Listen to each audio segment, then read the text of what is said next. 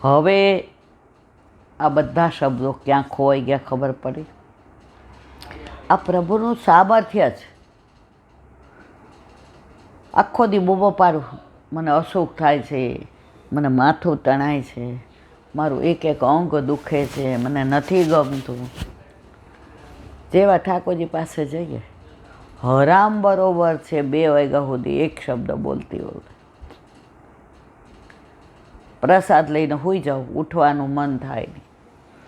તમે બોલાવો, તૃપ્તિ બોલાવે, એમ થાય ના. અને પછી જેવા ચા પાણી પીએ, આ કોણ હાથ પકડે? આ કોનું સામર્થ્ય છે? સાક્ષાત ઠાકોરજી બિરાજે છે. એને નથી ગમતું, અહીંયા બેસી જાય છે. માં, મારી વાત કરીશ ને? માં, મને બહુ ગમે છે માં. હજી કે ને? મારા ભક્તની કહેજો માં. તો મારા વખાણ કરે ને એ તો મને ગમે, પણ મારા ભક્તના કરે ને માં, એ મને બહુ ગમે છે. મને ખબર કોક વાર તું શબ્દ આડાવડા થઈ જાય છે, કોક વાર તું ગોથે ચડી જાશ, પણ હું તારી સામું જોઉં ને માં, પાછી લાઈનમાં આવી જાશ. માં, તું સત્સંગ કરસ ને ત્યારે તું ઈલાબેન નથી રહેતી માં, મારી યશોદા માં બની જાય છે. માં, યશોદાજીને કેવું વાલ આવે એવું વાલ કરે છે માં. માં તો મને બહુ વાલી લાગે છે. હું અહીંયા બેઠા બેઠા પ્રતીતિ કરું છું કે મારો વાલો બેઠો બેઠો મને અમારા કાઠિયાવાડી એમ કહેવાય પોરો ચડાવે છે. આપણું બાળક હાવ ડોબું હોય ને, કાંઈ ન આવડતું હોય ને, એકડો કરે ને, આ જેટલા આવે ને, હવે એને એકડો આવડી ગયો. હવે એને ઓલા બધાય ક્યાં તો હાવ ગાંડા જેવી છે, એમ મારા ઠાકોરજી મને કાંઈ ન આવડે ને શીખવાડે ને તોય બધાને કે ગોપીઓને મારી માને સાંભળે છે, મારી માને સાંભળ, ખબર પડે મને કેટલો પ્રેમ કરે છે. મારી માને તું સાંભળીશ ને ગોપી, તને આનંદ આવી જશે. આ એવી મારી માં છે. જે જીરો છે એ પોતે આગળ આવીને હીરો બનાવવા વાળો મારો આ નાથ આજે કેવો અહીંયા લઈ આવ્યો પાછો.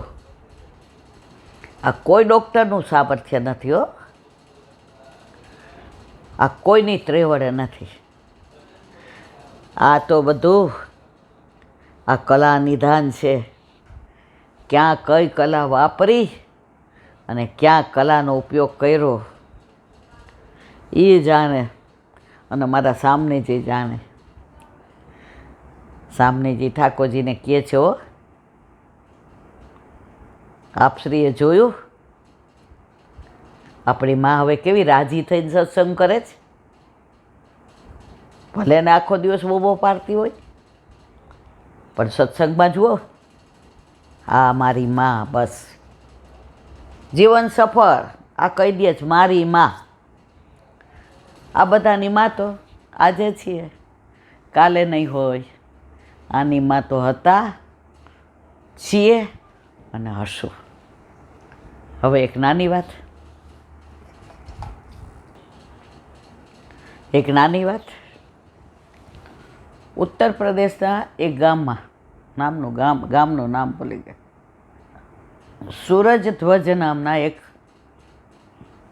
પ્યોર વૈષ્ણવ રહેતા હતા.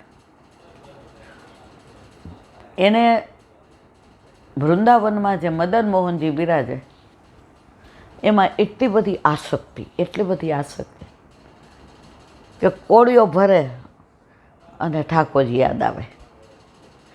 સ્નાન કરવા જાય, ઠાકોરજી યાદ આવે. મને આના ઉપરથી એક વૈષ્ણવની વાત યાદ આવી. આ વાર્તા તો કહું છું. સૌરાષ્ટ્રમાં અમે નાના હતા, 10-12 વર્ષના. પછી અમારે રાજકોટથી દાળમાં જવું હોય ને તો અમરેલી બસ બદલાવવી પડે. હવે એ બસ પછી સવારે એક બસ જાય કેળીએ અને સાંજે જાય. એ જાય પછી એક અને બસ તમે જોઈ હોય, રસ્તા જોયા હોય તો વગર પેને ડિલિવરી થઈ જાય એવા રસ્તા. હવે હું મને લાગે 11-12 વર્ષથી અને સરદ હશે 5-6 વર્ષનો. એ કાંઈ મારે ભેગો હોય એટલે વેકેશન પડ્યું એટલે અમે ગયા. છેલ્લી બસ વહી ગઈ. હવે જ્યાં અમે ઉતરીએ ને ત્યાં ચિત્તળ મામા એટલે એ દાળ મામા વર્ષો પહેલાં એના બાપ દાદા. એટલે અમે બાર ને અમે જ્યારે વેકેશનમાં જઈએ ને, મારે પુષ્ટિમાર્ગની વાત કરવી છે પણ અનુસંધાન આ છે. એટલે ત્યાં ઉતરીએ એટલે તરત મામા કે એ બેન આવી, આવો આવો, ગરમ ગરમ ગાંઠિયા ને જલેબી અમને મામા ખવડાવે, ઘરેથી ચા મંગાવે, આઈની ન પીવડાવે અમને. હજી બેન તારી બસને અડધો કલાકની વાર છે. ત્યારે આ ચોકલેટો નહોતી, ઓલી ઓરેન્જ કલરની પીપરો આવતી હતી, ખબર તમને? એ પેકેટ લઈ આ ભાણિયા માટે લઈ જા ભાણી માટે. સામાન સહિત મામા બેસાડે. મામા આ જ સંબંધ, ટિકિટ અમારી મામા લે. બેન કાંઈ બોલતો તો મારા ગળા રહમ છે. હવે અમે ઉતર્યા એટલે મામા કે બટા બસ તો વહી ગઈ. હવે હું રોવા માંડી. મેં કીધું હવે કાંઈ વાંધો નહીં બટા, તાર મામીને કહું છું રોટલા શાક વધુ બનાવે, ચૂલે ક્યાં તાળા માર્યા છે. પણ મને મનમાં મજા ન આવી. ત્યાં એક વૈષ્ણવ પરિવાર આવ્યો અમારી. એટલે પછી કે સમજુની ભાણી છે ને, એ કે હા એમ્બોસેડર ખટારા જેવી, એમાં 9 જણા ભરેલા. એટલે કે બસ વહી ગઈ છે ને હવે ભાણીને ઘરે આવવાનું કહું છું, ભાણી રો કરે, બેહાડજો અંદર. અમે તો બેઠા, હું ને શરદ. હવે 9ની ભેગા 11 એટલે તમે એમ્બેસેડરમાં વિચાર કરો, બેઠા ન કહેવાય, ભૈરા. એમાં જે વૈષ્ણવ પરિવારમાં બા હતા એણે જે વાત કરી, ભલે હું 11-12 વર્ષની હતી, મને બધું યાદ નથી, પણ અમારા અનુસંધાન એ કે ભીમજીભાઈ એટલે એ એના ભાઈની ગાડીમાં એના ભાઈ એને દાળમાંથી આગળ કયું ગાફ લીડિયા કે બહુ યાદ ત્યાં જતા હતા. એટલે વચમાં અમારી કેડી આવે એટલે કે ભાઈ અમે એને કેડીએથી અંદર મૂકી આવશું, ચિંતા કરો. પેલા કેવા માણસો, કેવો પ્રેમ, કેવો સંબંધ, કારણ મારા ગળામાં કંઠી હતી. એ વૈષ્ણવ હતા. એણે જે વાત કરી એમાં મને તૂટક યાદ છે. ભીમજીભાઈ તમે ઠાકોરજી પુશ કરાવ્યા. એ કે બેન આ ભાવ નથી આવતો, હજી અમારો જીવ લૌકિકમાં બહુ છે. એટલે આ બધી ભાષા મને સમજાય નહીં. હવે 11-12 વર્ષના હોય એટલા જ. ત્યારે બેને જે વાત કરી ને, નંદુબેને, એ હજી મારા મગજમાં કોકવાર આમ, ભાઈ સવારે ઉઠો તો હાથમાં જુઓ જ કરાગરે વસતે. એ કે હા. કંઠી દર્શન હા. વલ્લભને હા. જમીનને કહો છો પૃથ્વીમાં અમને તું હાલવા દેશ, એ તારી કૃપા છે. સ્નાન કરવા જાઓ, એ કે ધંધાનો વિચાર આવે. ભાઈ તમારે શું કહેવાય? હે યમુનાજી એવું સ્નાન કરાવો કે આ દેહ તનુ નવત્વનું થઈ જાય. ત્યારે ખબર નહોતી તનુ નવત્વ શું, મારા ઠાકોરજીને લાયક થાય. દાંતણ, ત્યારે દાંતણ હતા, બ્રશ નહોતા, મને બરાબર યાદ. દાંતણ કરો ને ભાઈ, ત્યારે વિચારો મોઢામાં વાસ ન આવે. મારે પ્રભુનો વાલ કરું ને, અમારા ઠાકોરજી રાજી થાય. કપડાં પહેરો તો જોજો, વાગે એવા નથી ને, ઉનાળો છે, કોમળ છે ને, ગોદમાં લઉં કે ક્યાંક વાગીને. સતત દરેક ક્રિયામાં પ્રભુનો વિચારો. તમે ભાવ ન આવે તો મહિના પછી તો પાછા આપણે હારે જવાનું જ છે. ત્યારે મને સમજાતું નહોતું. મેં કીધું આ નંદુ મામી બોલ કરે જ રાખે. રસ્તામાં કે બેટા ભૂખ લાગી છે?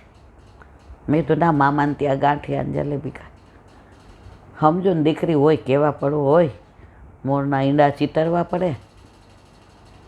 અમને ત્યાં ઉતાર્યા, મામાને ડેલી ખખડે, અરે આવો આવો આવો નંદુ ભાભી આવો, આજ તો તમે પગલાં પાડ્યા વૈસો. ભાઈ બહુ ન જાવા ગળાના હમ, મેં ગામડામાં ગળાના હમ બહુ જોયા. બધા આવ્યા. તમે માનશો ને રીખું, મારા મામીએ 7 વાગે 7:30 આટલા મોટા રોટલા, ગાય દોઈ.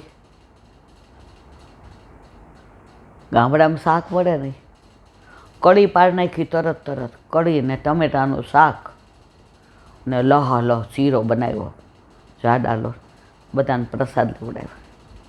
મારી ભાણીને મૂકવા આવ્યા, તારી ભાણી એકલાને થોડા ને, અમારી ગયા ત્યારે 5 રૂપિયા મારા હાથમાં દઈ ગયા. મારી ભાણી છે તો મારે કહેવાનો હશે, પુષ્ટિ મારક છે.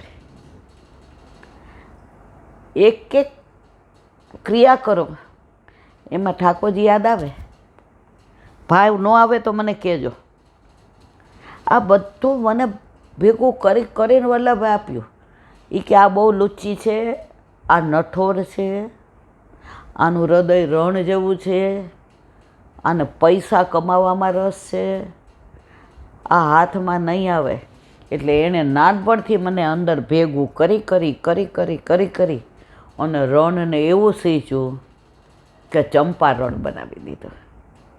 ચંપાના રણ હોય, ચંપાના વન હોય, આ મને ચંપા રણ બનાવી દીધું. તો વાત કરતા હતા સુરધ્વજની, ઉત્તર પ્રદેશના પેલા ભક્તની.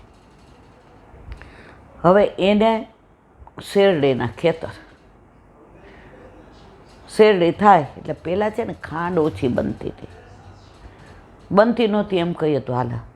અમે ગામડામાં મામાને ત્યાં ચા તો પીધી જ નથી, પણ કોક દી કોક મહેમાન આવ્યા હોય ને, એટલે હું બહુ લુચ્ચી હતી. મારે ચા પીવી હોય ને, મહેમાન આવ્યો હોય ને ત્યારે ઓલા તાહળીમાં ચા આપે. અંદરથી મારી નાની તાહળી લઈ આવું દૂધની, ત્યાં બેસી જાઉં.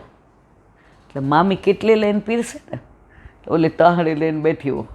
મામી હવે મહેમાનની હાજરીમાં ના પાડે બધા,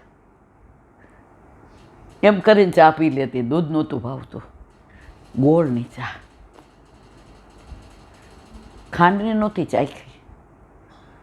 અને દૂધમાં મિશ્રી નાખતા હતા મામી, ખાંડ નહીં.